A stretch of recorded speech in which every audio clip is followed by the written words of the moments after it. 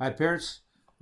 This is my actual different take on training recap. I have a nifty little tool that I have made available to me that kind of gives more of a visual look on some drills that we do. So I wanted to kind of give you guys again a visual look along with a little bit more of an audio on some explanation. Last night we worked on how to move without the ball. You can see what the importance of it is there. All of my training sessions are always going to have a technical and a tactical focus. The two definitely bind and play together, and you'll see there's always a how do we accomplish those focuses of the technical and the tactical aspect of it. If there are technical difficulties, I'll have to apologize. I actually found this nifty tool that I didn't know I had on this software program, so it's the first time I'm using it. So let's get into it. First thing we did, we talked about dribble to penetrate with change of direction. This is an important little tool that we have or an important thing that we have, and you'll see how it ties in. How does dribbling to penetrate make any difference of how we move off the ball? You'll find it as I talk through this of why it does. So ultimately, one thing I see the girls doing is they tend to try to dribble through players. Some of that is a fight or flight. Some of that is because I don't have comfort on the ball. Some of it is we're rushing our decisions. But all of this is going to take a little time. I do see that the girls are getting better at it. I still think there is a lot of work to be done with it. I think most of this reason is because I just don't know what to do with the ball. So I'm just going to get it off my foot, that fight or flight, as fast as I can. So this is why we worked on this, because I want them to learn to draw a defender in. I want them to learn to be able to take someone on 1v1, and they've got to learn their timing of when I change that direction.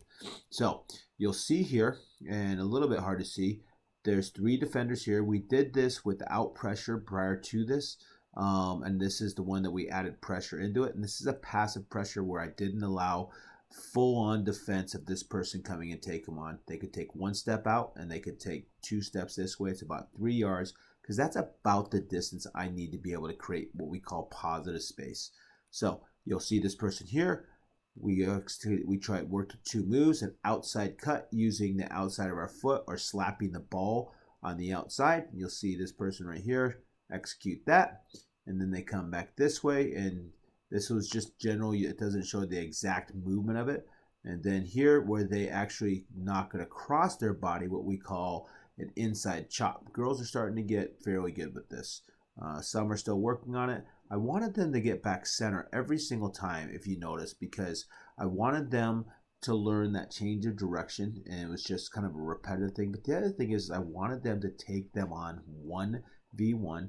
I wanted them to take them head on, so they gain some comfort with that inside of a less pressure situation to give them the ability to try to learn some of these moves. So we went ahead and did that, and you can see there, you can see our coaching moments right up here and what the 3 things that I was really looking for.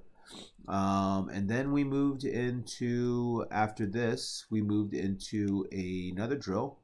And I don't know why this keeps doing this, but for one reason or another, it does. Okay, so let's take this back. We'll get back in this. Apologize. So this one here is moving off the ball, passing at angles. So I am going to stop that right there. Again, want this person to be able. This is where we get into our theme of our theme is how do we move. And so what I want, and you can see this person right away. They're starting to backpedal.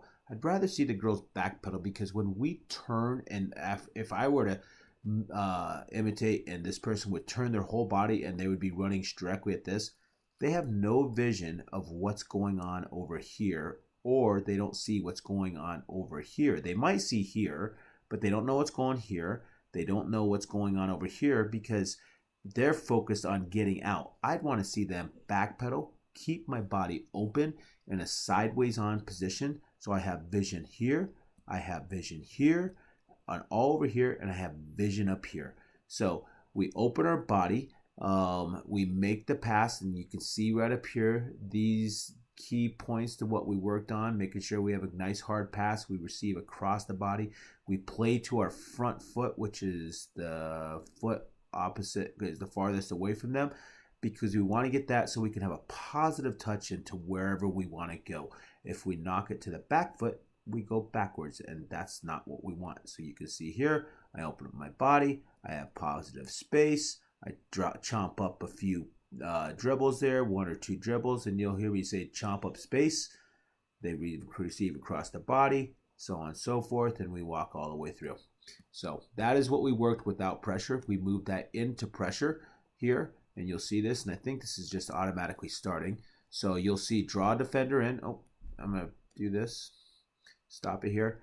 This is where, going back to that very first thing we did, why we have to take someone on, why we want to draw them in, because if I would make a pass right here, and you'll have to excuse this, this is my player, if I'd make a pass right here with them just standing there, it is extremely easy for them to be able to react because there's more space.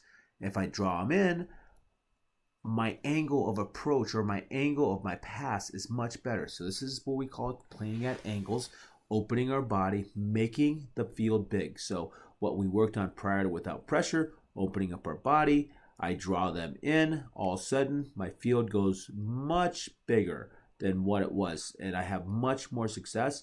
I choose where I want to go, I receive the ball, I move into positive space. Now, we want to try it again, play at angles. We have to be able to see our pressure cover, and the girls are going to learn that, and they're going to fail sometimes, and they're going to succeed at others, and I expect that. I want them to see if they can play at an angle. If I cannot, meaning I don't want them to try to squeeze through a tiny little space. That's why I want this person still to open up, because I want that outlet or that easy option if it doesn't present itself. So here, I don't have it. So I play it out. I am perfectly okay with that. We're still playing at angles because this person is going to open up, and I'm still not playing it vertical. Vertical would have been here. This person received out here, not as much as an angle. Now, you'll see in this next case that it does present itself. You see those defenders split. I still want this person opening up because it's going to affect play every single time. This person, if they is going to help open up the field more. You can see now we trying a new concept of checking out and checking in, because I want to be able to help them make that pass through the gate, passing the defenders. We got there. Now, why do I have this person out here still? The reason I have him out there, and if I could pull it in a little bit, the reason I have him out there is because if I go to goal, this goalie here has to worry about not just me, has to worry about this person too. Because if I'm dribbling here, they have to be able to respect both of us. If I have both of them in here, makes them very easy to be able to say, okay, I have much less space I have to defend compared to look at all this space as even as a goalie, 2v1 has to worry about. So that is why I still want them opening up their body, opening up to give other options. Now that we moved into that, we move into a 4v4, and this will start automatically again. I've figured that portion out. We're going to stop it here so I can take it back some. I'm going to draw this in. I'm starting to get better at this, guys. Maybe? Nope. Okay, so this one here now starts talking about movement. Again, we're just adding in more pressure. We're making this more game-like 4v4 situation. You'll see these two are still going to open up here. You're going to start to see movement inside here, checking two. So what we talked about with less pressure of when we were working on like a 3v1, 3v2, three attackers versus 2 defenders, or 3 attackers versus 1 defender, we were allowing more success because we wanted repetitive success for them to understand and gain the concept. Now we want to get into more game-like situation where we have 4v4, which is very realistic in the game. And now we do the same thing. These guys check away. This person checks too. If you recall, we worked on that in the last session. And then we start moving as a unit. So we want to make sure you'll see those right there, those coaching points. And this is really what we focus on. So they check away. This person checks too. I was able to get a pass in there. Kind of a dangerous pass, but I got it. I turned. Now look here. See this movement right here? If I can pull it in. Don't know if I can. Well, you can see the movement. Now we're moving. You see this person moves, person moving here. This person's staying home because maybe I'm on the fence. If I had someone out here, they would stay home. If I didn't, I might get forward because then we have 1, 2, 3, 4 numbers up, and we're attacking at pace. Or we say we tell one of you hear me say our speed of play. So now I have here. I play to an open space. I run onto the ball, and we move as a unit. However, you can still see our shape. You can see shape inside there. We do have, so that's ultimately what we want to try to be able to accomplish inside there. We're not spread out. I mean, we're not bunched up. We still have some spread out. I mean, as this game got further, maybe this person got forward and we actually got a good triangle in there. But that is for a further session.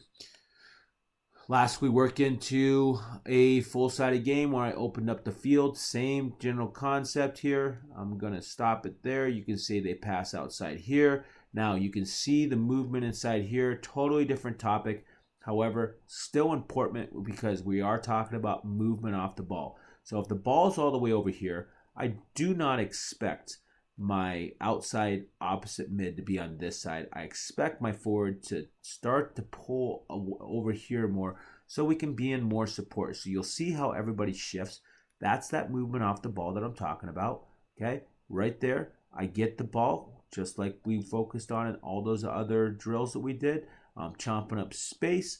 You can see what we did in the last one, how we progressed, how we were talked about moving as a unit.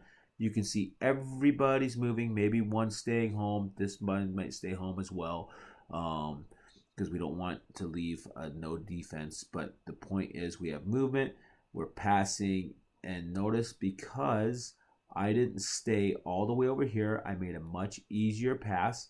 And this is probably imagine a 10-yard pass. Now look at our movement again. This is what we tend not to do. We tend to just dribble all the way to the goal.